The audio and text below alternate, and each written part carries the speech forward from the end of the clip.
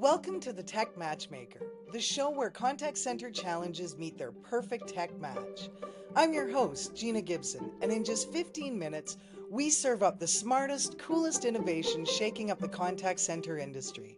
Whether you're searching for your next solution or just love staying ahead of the curve, we've got the insights to keep you in the know. Let's dive in and discover what's next. I promise you, it's going to be fun.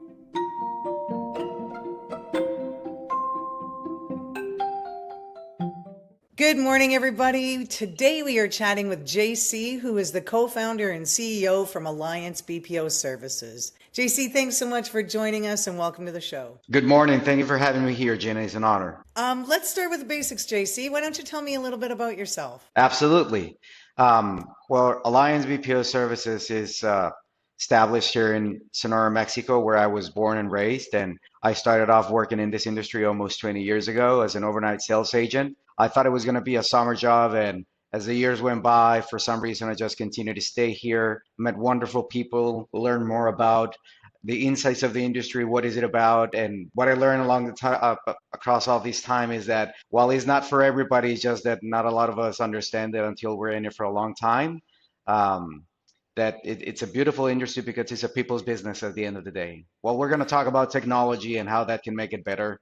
That's a little bit about me. Married with two kids, regular guy, nothing else to add on that end. Love it. And you're right. You're so right about the contact center side because nobody really ever chooses to make it a profession, right? It's one of those things we just kind of fall into. Can you Absolutely. share with me the origin story of Alliance and what inspired its founding mission? Absolutely. Yeah. While I do, I'll actually give you a glimpse of our facility and our people so we can follow along together. But many years ago, well, not many years ago, about 6 years ago, we decided to start our own company. We were offered a project to support a company in Latin America. They were just getting started on a direct-to-consumer sales basis. It was only pay per commission. So because we had a lot of background working for other companies in the industry, we decided to step aside, start our own business, and we started off with 10 agents on a single program. And because we were able to build such a great foundation in terms of the founders coming from being in frontline employees all the way to management and understanding what it takes to scale a team and a company, we started off by taking calls ourselves initially. And that's how we built our core team, which started off with 10 agents. Then with that 10 client grew to 70 agents in less than 1 year. And then we decided to expand onto other verticals over the past 4 or 5 years to a point where we're now almost 300 staff members serving around 7 verticals. We have 20 different clients. And while we're headquartered here in Sonora, we have a satellite office in South Africa and another one in Ethiopia. And that is to have redundancy and to have overnight coverage because we run 24/7, 365. That's incredible. Like that's amazing growth in such a short amount of time. Congratulations on that. And Thank now you. with your other there's a couple of questions I have out of that. You mentioned 7 verticals. What industries are you currently seeing the strongest demand from right now? And how have you kind of seen that evolve over the years? We've seen it evolve more in services, and to be very precise, financial services is one of them. Now that for a long period of time, everything has been evolving over to digital, but people still requires to get support. And our core competency as a company is direct to consumer support, regardless of the vertical that we're working in. So we're always in the front line for our clients. And one of that vertical for financial services is debt relief. So we get to speak with people that need help to overcome their consumer debt.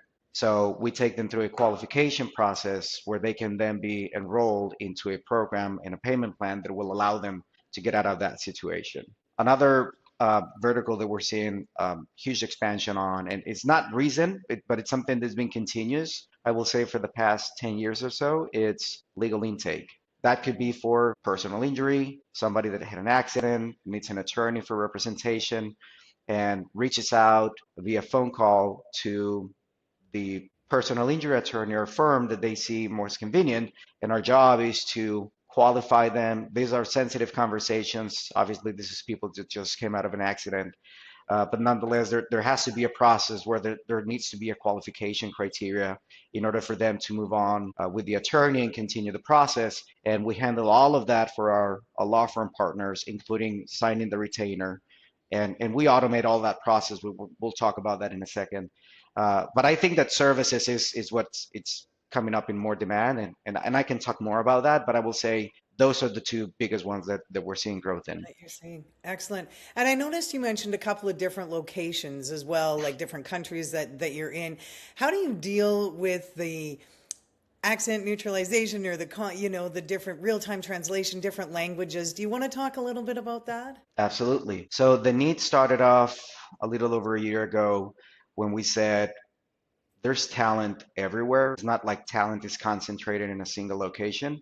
It's just a matter of finding the right fit for the program that we're operating. So for a particular program that we needed to support 24/7, 365, we decided to open up a satellite office with a partner of ours in Durban, South Africa. We started off with 10 seats. We still have them there. And because English is their native language, and although they have a slight accent, it's not an impediment for the program that we're working in.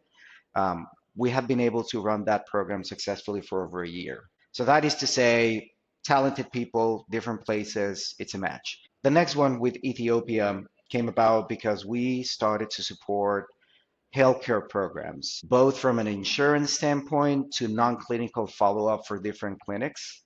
And we learned that there is actually a labor market niche in Ethiopia through another business partner of ours. So we started working together on the project to a point where we said, English is great, people are great, there is talent here. So we decided to start to expand since last summer. And the reason why we're doing that is because for our clients, we don't want to be depending on a single labor market, but we don't just want to say we have multiple locations. We want to have the right locations based on the fit for the program that we're working in. So that's how we came about expanding and doing all of that. Now, in terms of accent neutralization and live translation, what we've been experiencing all this time that we've been working in the industry is there's talented people that can only speak one language, but they're really good. I mean, if somebody only speaks Spanish, but they do customer care or some other type of work that is direct to consumer and they do it well, if they could only speak English, they will do it just as well as they did. So we invested a lot of time and money and effort over the past year and a half with our team to develop an AI-powered real-time translation tool, which I'm going to demo in a second. And we rolled it into production about 3 months ago. And what we started doing was having agents that only speak Spanish to take inbound calls from people that only spoke English. And the reason why we did that is because there was spike of calls that we needed to serve. So we know that we have the people, we just need to give them the right tools. So here's where technology and knowing how to bridge that gap comes into place. And the funny thing is that they listen to the conversation live, meaning both agent and client. The agent listens to everything in English. They can read the translation in Spanish almost in real time, and they talk back in Spanish, but the customer only listens to English through a synthesized voice. So the conversation goes back and forth, but the funny thing was that their performance was the same as a bilingual agent. So that proved the point that if the person has the talent and the will and the skill, if you just provide the right tool, the outcome can be the same or even better. So we took it to another level and we started sharing it with our friends. We don't, there are many BPOs, we don't see them as competitors, we see them as partners because everybody specializes in something. So one of our friends specializes in tech support and they had a requirement that they could meet because they had this qualified team of 5 technicians. They didn't speak English, so we gave them the tool and now they're using it. And we're in conversations now because we've continued to develop the tool to a point where you can now use 42 different languages. So the reason why we build this is because we don't see technology as a threat and we don't see it as something that will bluntly replace people. We see it as something that will empower people. An example of this is another friend of ours that operates out of Africa. Their market is Europe. Europe has multiple languages. Yeah.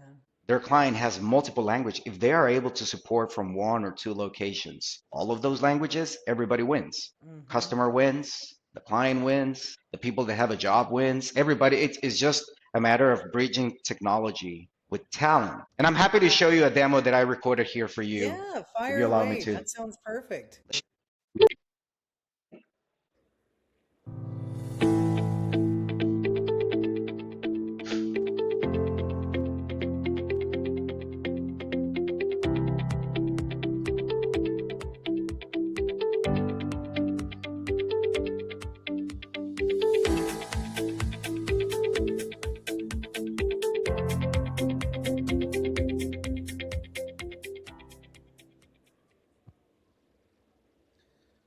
Hola, soy Daniel y estoy hablando alemán. Hallo, ik ben Daniel und ich spreche Deutsch. Hello everyone, my name is Daniel and I'm speaking 皆さん、Japanese. こんにちは。私の名前はダニエルです。そして、日本語を話しています。Hello, good afternoon, my name is Daniel. How are you doing? Hallo, dobry wieczór. Nazywam się Daniel. Jak się masz?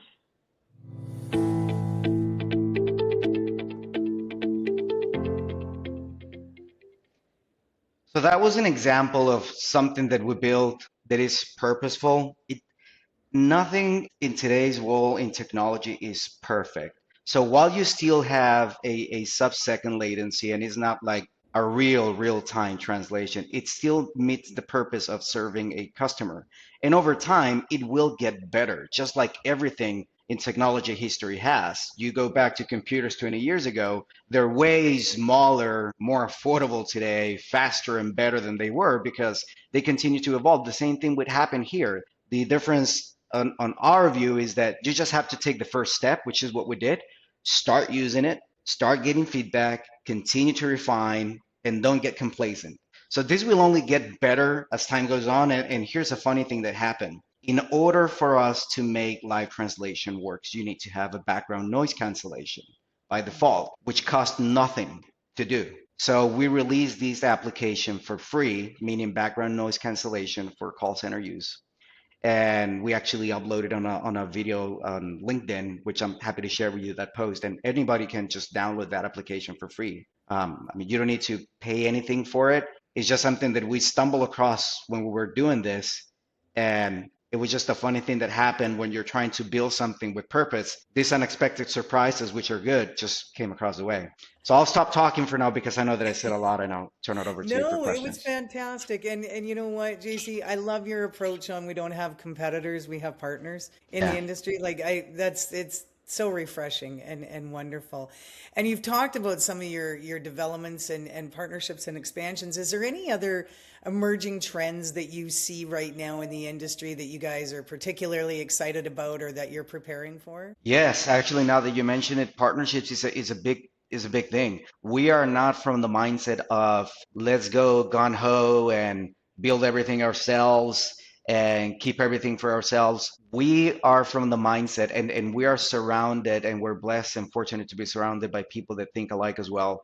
That partnerships are the right way to go today because that's how we're working in Ethiopia and South Africa. We're very transparent with our clients. We say, look, that is another BPO. They're a friend of ours. We know them. We have our management team overseeing the program, but it's just a high leverage way to grow because they already have facilities, technology, certifications in place, qualified staff, processes. All we're doing, we're just leveraging all of that with purpose for our client, and we do the same for them. So it's reciprocal. It's not like it's not a one-way street. So Yeah. recently we started working with a client in Europe, and that is not something that we're going to be doing by ourselves. Not alone, at least. We're going to be leading. We're going to have team and resources involved, but we're also going to be leveraging our partners offshore. And so that's another emerging trend that I'm seeing because we get to speak with other huge corporations. They are in the BPO. They've been doing this for years, and now they are not just with us, but they are now looking to do those type of partnerships rather than doing the traditional go to another geography, build from scratch, hire, and all of that. Because I think times have changed. You need to move swiftly, but also you need to move with some sort of control risk. And this partnership approach helps the clients grow because it's easier to say, I'll get the 30 agents in a month if I do 10 in each of the 3 different locations rather than doing 30 in a single location. Right. Right. So Do you want to share a quick success story with us, JC, of one of your clients and kind of where they started, why they came to you, what the problem that you solve for them is, and how you help them? absolutely. So we're proud of our team. I will say that number one. It's never a one-man show. So everything I'm about to say next, I take no credit for that. It's just me relaying a story of people that I know that I have the pleasure of working with. But all of the clients that we have, all of them started with 2, 3 agents, probably 20, 30 calls a week. And we had to earn our place at the table. And one of them, it's our second longest standing client, e-commerce brand, came to us. They were working with big guys in the industry. They were paying by the minute and just cost was just soaring and their product was expensive back in the days, right? Or I should Yeah. say premium. It was priced at a premium level.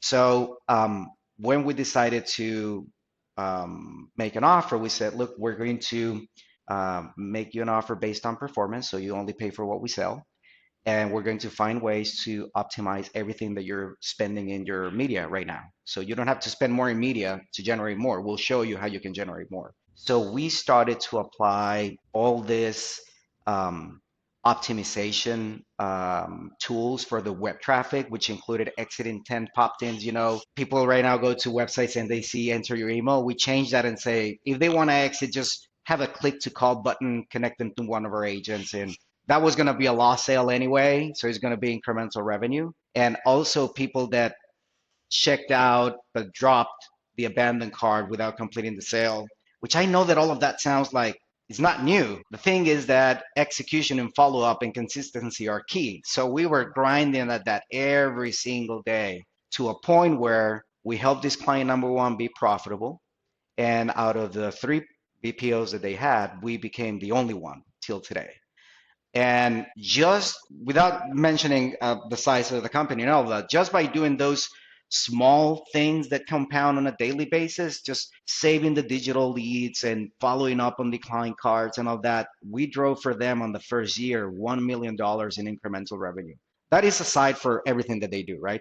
But that is just Right. the compound effect. And I think that that summarizes how we visualize our partnership with our clients. It's one day at a time. It's not something that we brag about. It's just something that we understand that everything has a compound effect. So Mhm. it success is not going to come from one single thing. It's a cumulative things that you need to do on a daily basis and just stay focused on what else we can do, what else we can integrate for our clients. And we always try to match technology with people so we can make it easier for our clients to scale. Or if they're going to stay at that level, for them to be profitable. Yeah, So that was absolutely. that was one of the stories. I have a few others, but I think that that's the one that represents That's it the best. awesome. Is there anything that I haven't asked you that you'd like to share with the audience, JC? I don't think so. I'm a pretty normal guy. I don't think I have anything else extraordinary. I But I love it. Yeah. appreciate being here. And we appreciate having you. This has been lovely. If you could, one last question, like if you could go back in time and give yourself one piece of advice before starting your company, what would it be? Um, it will be patience and disciplined execution. Because at the beginning, when you start onboarding new business, you get excited and you think about growth and you think about you're already visualizing yourself like a big company and clients are happy. None of that happens if you don't stay focused on the day-to-day execution. So those are the 2 learnings I will say that have different ramifications. One of them is being very, very transparent with my clients. If it's going to take us this amount of time to get it done, there's going to be a reason behind it. I would love to get it done sooner, but I'd rather you be successful in the long run than just doing it fast and not getting to the end goal together. So I will Yeah, say patience and disciplined execution will be what I would have told myself years ago. But excellent. you need to go through Excellent. those things to learn. Absolutely. And it's part of the process, right? It Yeah, helps make us stronger as humans as well. And yeah. just to wrap up, I've always been a fan of James Lipton. And so to end the podcast, we do some rapid fire questions. So, what is your favorite word? My favorite word, Yeah, Thank you is the one that I say most often. love that. What's your least favorite word? Um, I can't or And what excites impossible. you? Impossible. That's a good one. What excites you the most? Honestly, my family and the people that I come to work with every day. Wonderful. And JC, if somebody wants more information on Alliance BPO services, who should they reach out to? They can reach out to me directly or go to our website, alliancebposervices.com. It's very straightforward. And I'm happy to share my contact information as well, which is actually published there. We're Perfect. out there. JC, I've so enjoyed our time today. Thank you so much for making time to join us and explain a little bit more about Alliance BPO services. You guys are doing some exciting stuff, and I just love the heart behind what you do. So thanks for Thank you being very here much. today. Means a lot to us.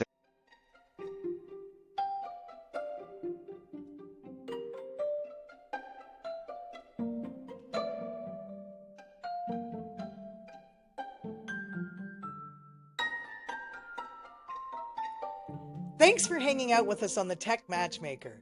I hope today's spotlight sparks some fresh ideas and real solutions for your contact center. Want to dive deeper into the tech we featured?